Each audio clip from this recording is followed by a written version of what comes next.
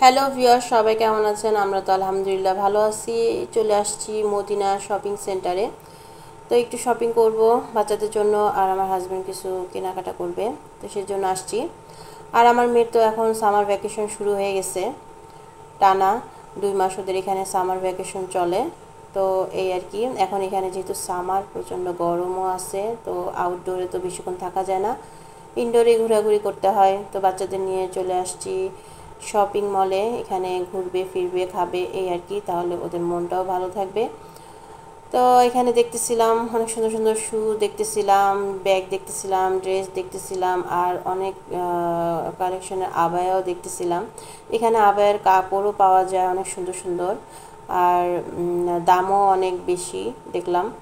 তো কিন্তু কোয়ালিটি অনুযায়ী দাম ঠিক আছে।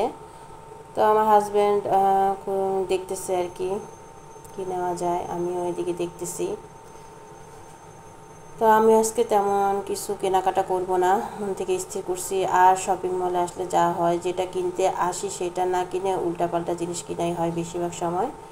এটা আমার ক্ষেত্রে হয় অনেক সময়, আবার অনেক সময় হয় না। যাই হোক, আমাদের শপিং করা হয়ে গেছে।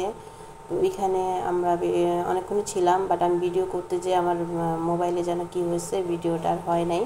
এখন আমরা শপিং টপিং করে তো এই তো এখন বাসায় রওনা দিছি, তো বাসায় যাচ্ছি আর কি। তো বাইরের ভিউটা আপনাদেরকে দেখাচ্ছি। এখন রাত 8টা বাজে।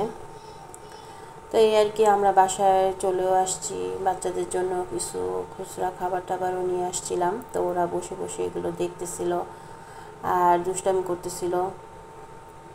আর ভ্যাকেশন টাইমে তো বাচ্চারা বাসায় এইগুলাই করে আর কি।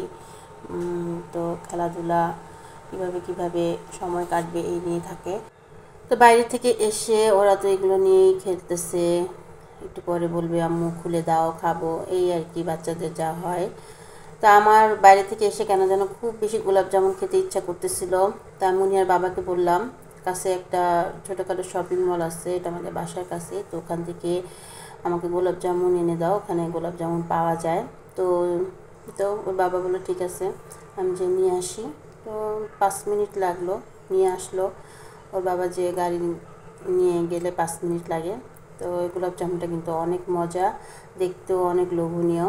এখানে 6 পিস থাকে, ভালোই লাগে মাঝে মধ্যে।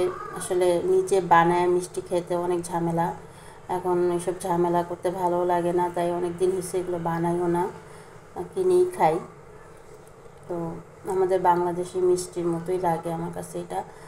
দেখেন দেখতে খুবই লোভনীয় না? মনে হচ্ছে যে একদম টসটসা, আসলে কিন্তু টসটসা, একদম রসে ভরা। তো যাই হোক, এইটুকুই আজকে আমার ভিডিও ছিল।